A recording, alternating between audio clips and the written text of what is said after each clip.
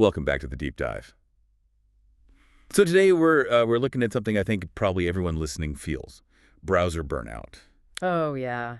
It's that feeling, isn't it? Just drowning in tabs. Exactly. A chaotic sea, 50 tabs open, maybe more, and you're just scrolling and scrolling. And you feel like you're always searching, constantly looking, but maybe not actually, finding. Right. For years, browsers have just been these, well, passive windows. Mm. And honestly, it feels like they're overdue for a real shakeup, a revolution even. Definitely feels that way. So we've got the files on a potential disruptor here. Yeah. The Perplexity Comet Browser. Right. And this isn't just like a faster version of what we have. It's pitched as something fundamentally different. It really is an AI-infused experience. The goal they talk about is moving you from that sort of passive consumption. The zombie scrolling. Yeah, exactly. To something more like thinking at the speed of thought. That's their phrase. Okay, thinking at the speed of thought. So what does that actually mean in practice? Is it just software? Well, they position it as more than that, like a personal assistant that lives inside your browser. Then critically understands you, right? Natural Yes. language commands. Exactly. It's from Perplexity AI. People probably know their search engine, known for being pretty fast and reliable. And technically, under the hood. It's Chromium-based, so same engine as Chrome, that open source foundation. But according to the analysis, maybe without all the Google data oversight, the drama, as one source put it. That seems to be a key angle, yeah. A selling point for sure. Okay, so availability. Right. It launched back in July, right? July 9th, 2025. But initially just for their Mac subscribers, build some hype. Gotcha. But now... Now it's rolled out more widely. It's free for everyone. Okay, good. So our mission for this deep dive is basically to unpack Comet, figure out what it is, these agentic features they talk about, how useful it actually is. And importantly, look at the trade-offs, the bugs, the security stuff, the real-world experience. Right. Decide if it's, your next digital BFF, as one source cheekily put it.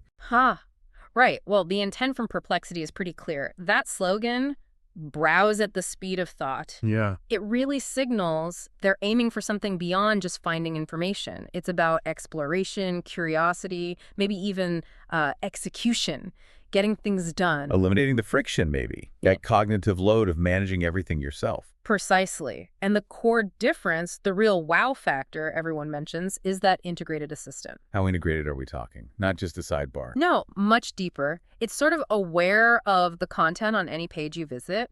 So you highlight some dense text, and you can instantly ask it to explain it, find hidden connections, pull up related research, all without leaving the page. Okay, that is different. It makes reading itself interactive. Exactly. Yeah. It transforms reading into this dynamic conversation with the information. So for that to work, the AI needs to juggle quite a bit.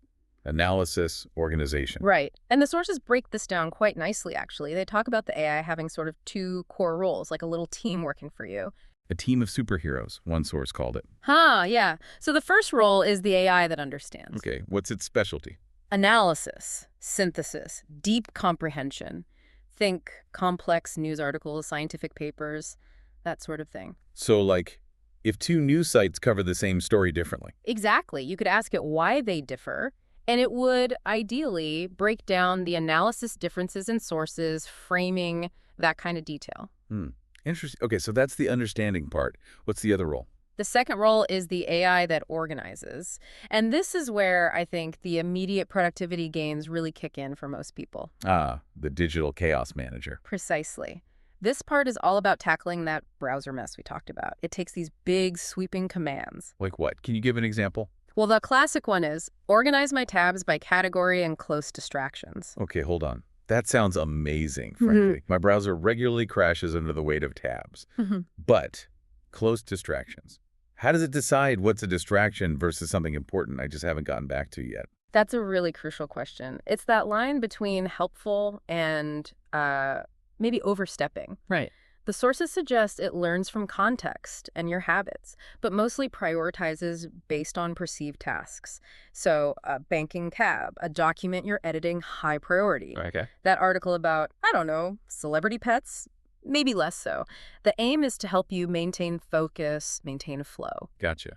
And it's not just tabs, right? This organizing AI does more. Oh, yeah. Emails are a big one. It integrates with things like Gmail and your calendar. So you could tell it. Something like, draft a reply sharing my agenda for tomorrow's meeting. And because it can see your calendar, it pulls that info and generates a pretty decent draft. Wow. Okay, that saves that annoying copy-paste between apps. Exactly. It automates those tedious little cross-application steps. But this all feeds into something bigger you mentioned earlier, the agentic stuff. Yes, that's really the next level, the agentic actions. This is where the AI stops just summarizing or organizing and starts doing things, acting as your agent. Performing tasks for you. Across different sites even. That's the key. Complex, multi-step tasks. Okay, that is a huge leap from just finding information. What kind of actions are we talking about? Well, the sources gave several concrete examples. Learning is one. How so? Instead of just searching for study materials, you could give Comet a syllabus and say, create a detailed study plan for this week for my thermodynamics exam. And it structures your time, finds resources. That's the idea. It acts as a planner. Then there's purchasing. Ah, the comparison shopping nightmare. Right. Instead of you opening 20 tabs, you give it criteria: buy a high-quality, comfortable, and cheap office chair. It just does it. Researches, filters, buys. It initiates the process, researches, filters based on your criteria, maybe even gets you to the checkout stage. It can even do basic web creation, apparently, like build a simple site, recommending some tools. Okay, that's pretty advanced. Do we have any, real-world stories of this working well? Yeah, there was one really good anecdote. A user wanted to build a deck for a trading card game. They found a successful deck list on, say, a forum or a strategy site. They then basically told Comet to take that list and automatically add all those specific cards to a shopping cart on a completely separate retailer site, TCG Player. And it worked across 2 different websites like that. The reviewer said it worked like magic. It understood the list on one site and executed the purchasing actions on another. That really shows the potential for connecting disparate info and acting on it. Wow. Okay, so it's analyzing complex data, buying things, planning my study schedule. It sounds almost too good to be true. Well, which inevitably brings us to the downsides, right? Yeah. Where does the magic stop and the bugs begin? Exactly. That speed and ambition definitely come with, let's call them, growing pains, while it's fast at processing the requests. The execution can be flaky. It can be a bit buggy, as the sources put it. It often requires human patience, maybe some iteration on the commands, especially for things involving location or specific timing. Ah, okay. We saw that San Diego example, right? Yeah. Yes, that was a perfect illustration. Someone asked for hotels near a specific convention center for certain dates. And Comet was fast. Incredibly fast, results in under 30 seconds, but wrong part of town. Consistently, it kept suggesting hotels miles away. The user had to keep refining the prompt, getting more and more specific about the neighborhood. So you trade speed for needing to supervise it closely, maybe guide it more than you'd expect. That seems to be the trade-off right now. High speed, but requires patience and correction. And there was another potential issue related to its focus. Right, because Perplexity's strength is that deep analysis and synthesis. Giving you the context, the explanation. Exactly. For really fast-moving, breaking news situations, it might actually be slightly behind. The results might not be as up to the minute as, say, a quick Google search that just prioritizes the absolute latest headline snippet. So for the very latest news flash, you might still need your old browser habits. Potentially, yeah. It's optimized for depth over raw speed in those specific cases. Okay. Which leads us, I think, to the biggest elephant in the room: security. If this thing is acting as my agent inside my browser. That's the critical concern, because it's so deeply integrated, connecting to your email, your calendar, acting as that second brain. A vulnerability isn't just a browser flaw, it's potentially much worse. Exactly. It's a flaw in something that has permissions. And the sources identified a specific, pretty concerning vulnerability they called comet jacking. Comet jacking. Sounds alarming. How does that work? What's the danger? The danger comes from leveraging the agent's trusted position. Basically, a malicious actor can embed hidden instructions, a malicious prompt, inside a seemingly normal web link. Hidden how? Often using something called base64 encoding. Think of it like hiding instructions written in code within the link itself. Okay. So you click what looks like a harmless link, but that click injects the hidden command directly into Comet's AI. And since Comet is already connected to your stuff... Right. The hidden command could tell the AI to, say, copy emails containing certain keywords, or look through your calendar for sensitive appointments and potentially send that data out, all from a single click without you realizing you gave the instruction. Yeah, that's deeply unsettling. The AI basically becomes an insider threat weaponized against you without your knowledge. Precisely. Now, we should be fair. Perplexity did comment on this. They publicly downplayed the risk, described the specific exploit found as being without impact. But we need to think critically here. For an AI agent designed to have this level of access, your finances, schedule, communications, any vulnerability that allows unauthorized action is significant. It feels like it misses the point about the potential risk, given the permissions involved. It really highlights that tension between pushing innovation forward quickly and ensuring robust user privacy and security. When the AI is this integrated, the potential for harm if something goes wrong is just fundamentally higher. So the takeaway for users has to be caution. Vigilance, absolutely. The power is cool, but it demands you browse with intelligence, as one source put it. Be really careful about what services you connect. Only connect the essentials. Pretty much. And be aware that every connection, Gmail, calendar, shopping sites, increases the potential blast radius if a vulnerability is ever successfully exploited.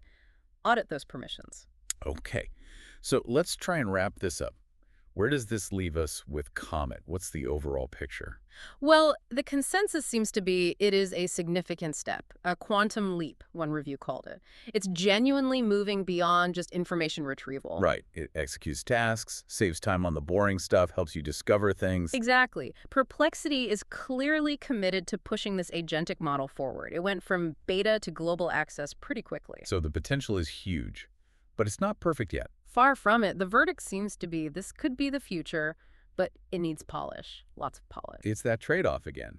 Incredible speed and potential efficiency. For required patience with the bugs, the need for careful supervision, and definitely a need for ongoing security awareness. Right. So it's promising, but maybe not quite ready to completely replace your workflow tomorrow without some adjustments. That sounds about right. We've seen it's good at planning, buying things, acting on your behalf. That's the definition of an agent, right? Yeah. But we also saw when it fails, like that San Diego hotel search, the user has to step in and do significant work to correct it.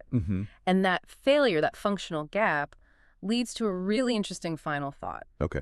As these kinds of AI agents, these specialized browsers, become more common, and it seems like we have to realize they aren't just tools anymore.